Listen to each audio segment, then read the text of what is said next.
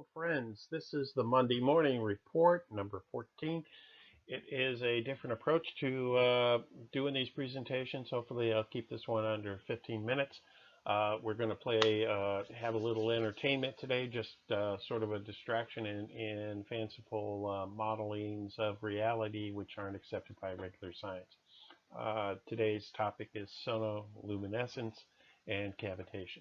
So let's take a look. This is basically the outline of the various foils that I have that have more detail than I'll be voicing. Hopefully, if you do want more information and the foils don't have the content you're looking for, you need more, drop me a message and I'll be happy to respond either with a brief message if that's what it takes, or do another video just on that one question. So the challenge today is, do we accept business science or pirate science, however you want to call it?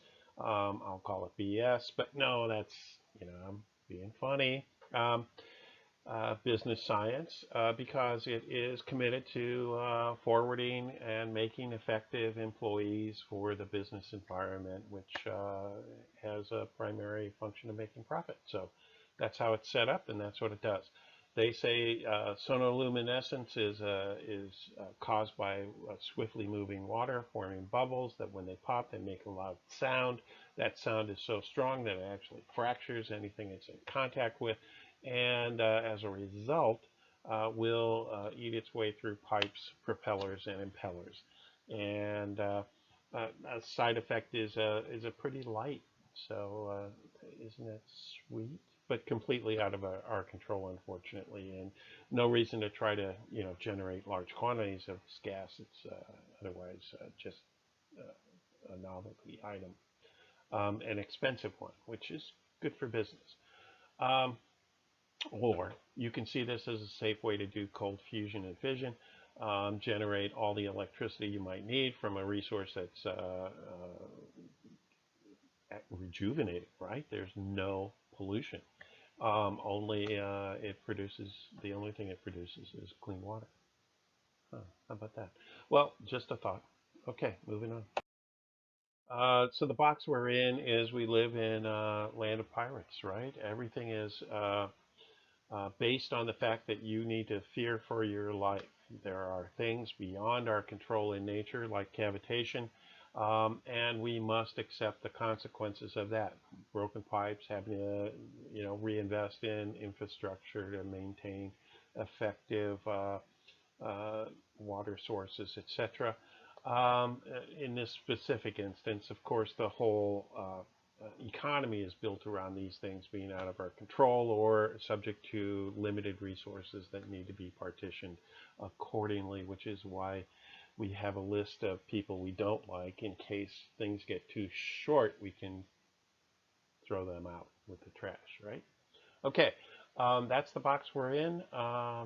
If you would adopt these alternative models, you would be seriously compromising the ability to exploit other people, especially when it comes to water and energy. So the other pirates aren't going to let you do that. So don't even try. This is really just a mental exercise, if you will, an excursion from reality, something to give you a break from the tedium of economic bondage. Right? Sounds okay? We're all friends here.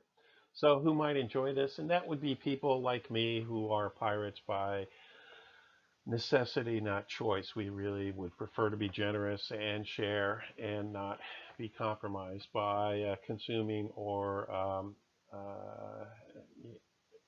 by having others consume things. And we can all live because life is abundant, right? Well, if you understood nature, then nature certainly is abundant when man's not involved. Maybe we could even be abundant with man involved if we understood how nature works. So this is just one of those things where the models that I'm using help you decode those secrets and get to that. So you might enjoy that. As I said, though, bad for business. Not really a smart choice while business is working so efficiently and effectively in the world, right?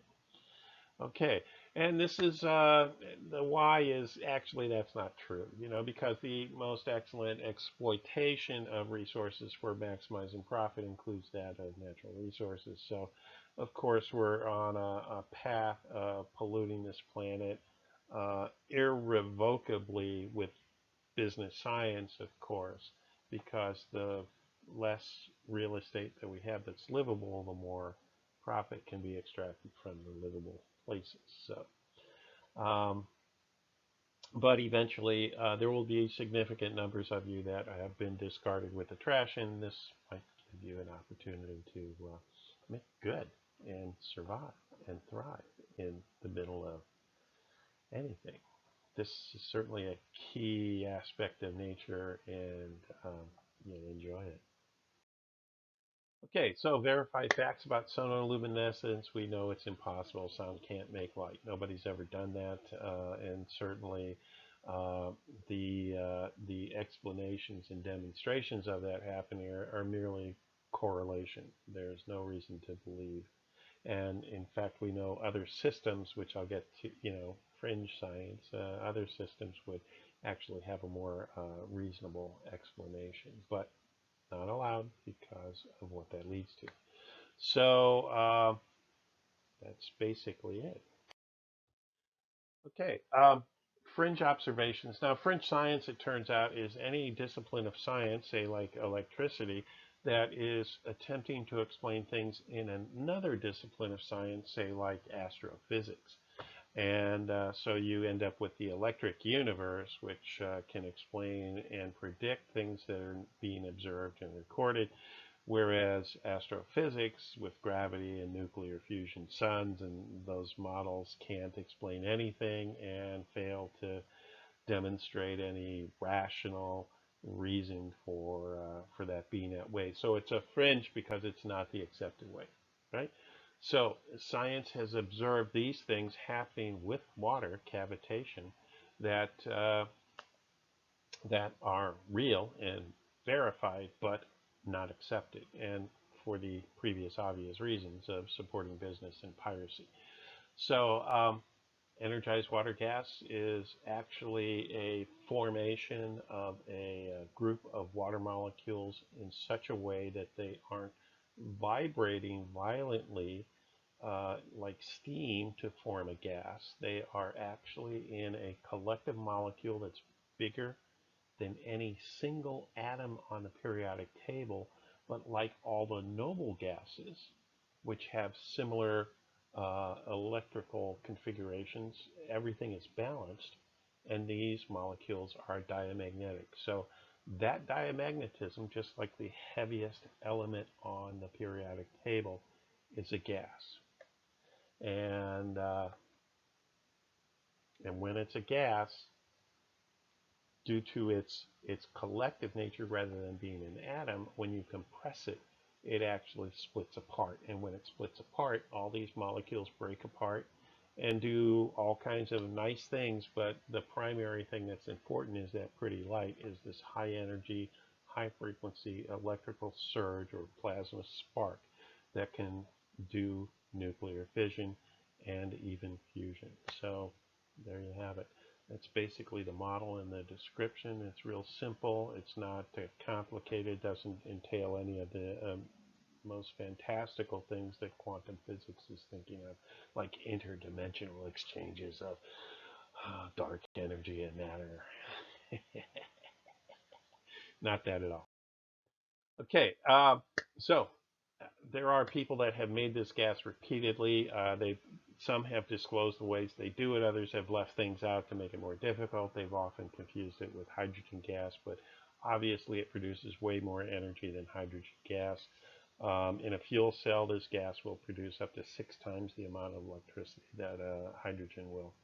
So it's not the same thing. And as Dennis Klein in his patent for his device states, it takes less energy to make this gas than it does to make hydrogen and oxygen. So it obviously can't be that, right?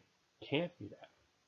But some people still confuse it and often use ways that do actually make hydrogen gas rather than this stuff, or mix it up so that you get some of that in there.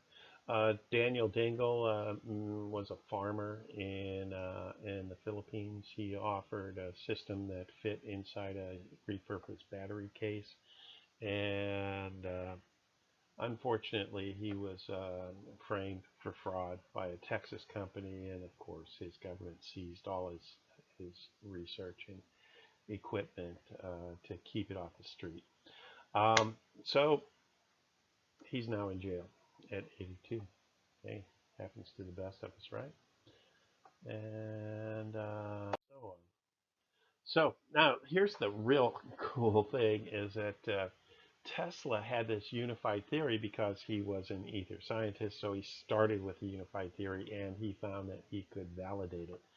And he changed the definition of what energy is. Electricity is not energy. Okay, that's not true according to his model.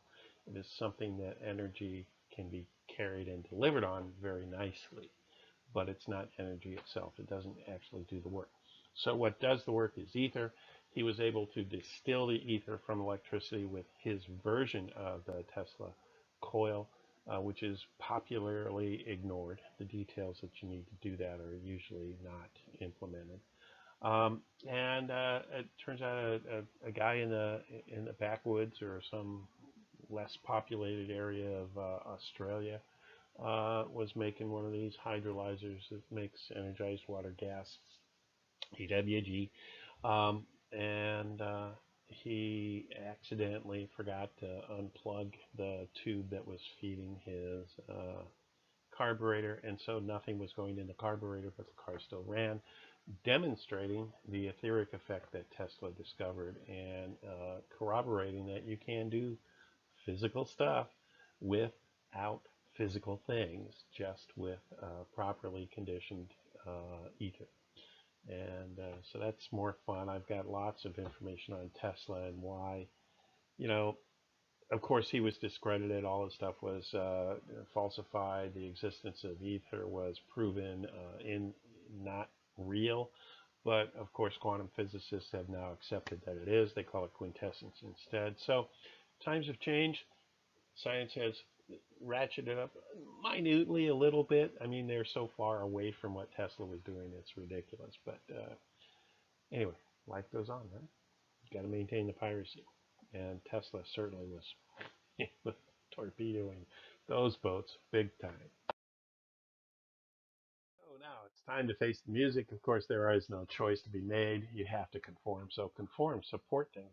I'm in favor of that. Just recognize that any water system is doomed to fail, as well as propellers and impellers. There's no saving them with modern science. Of course, if they did a little trick of magnetizing the impellers, propellers, and pipes, that kind of damage wouldn't happen. There are places in pipes that are prone to cavitation. It wouldn't be horribly expensive to add a little magnetic field to it, but that's what diamagnetic materials do, is they run away from magnetic fields. That's how one of the researchers controlled this stuff, so he could demonstrate how the bubbles would pop in the right places. Anyway, so when the infrastructure fails, when the pirate life no longer functions because nature or other men have disabled it completely in an attempt to eliminate you with the garbage they're throwing out, then perhaps this will help you. Thanks for spending a few 14 minutes with me, and I hope this distraction serves you well. And if you know people that might appreciate a few moments of distraction for, a rainy day or a day when there is no rain, they might they might like to know these things. This is just one technology. There are other ways to actually create rain if you need it, but so ask me about that if you'd like to hear it. So I have some other ideas leveraging the work of like Clem, Pantone, Tesla, Reich, um, other Constable, other people that have become infamous as flakes and wackos, and generally ended up dead shortly after they demonstrated that their activity was producing productive things. So, and that's not me. I'm not doing that. I'm just sharing the nuts, right? Sharing the crazy stories. This is, this these are, this is fodder for, scary stories you can tell around the campfire or to your kids at night when to keep them up late, thinking about, how horrible it is to have abundance everywhere in the world and wealth to be worthless. Shudder at the thought. Okay, love you. Take care. Peace, love, dove. And over 15 minutes, so I gotta go. Hey, get back to your life. Make money for the overlords. I mean, the more clever exploiters in the pirate culture. Go.